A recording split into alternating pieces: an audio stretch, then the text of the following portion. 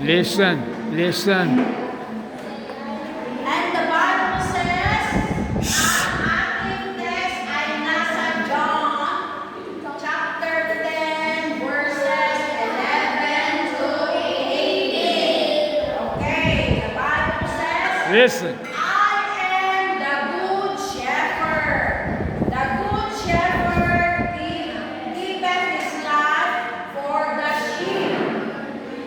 But he that is uprightly bayaran, and not the shepherd, whose own the sheep are not, seeth the wolf coming, and leaveth the sheep, and fleeth, and the wolf catcheth them, and scattereth the sheep. Verse 13. The hireling fleeth because it is a hireling, and careth not for the sheep.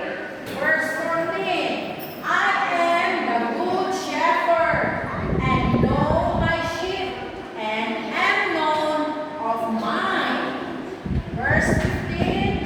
As the Father knoweth me, even so I the Father, and I lay down my life for the sheep.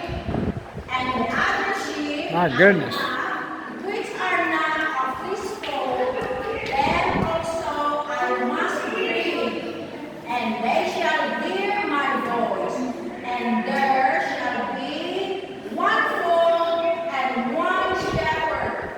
Therefore, doth my Father love me, because I lay down my life, that I might take it again.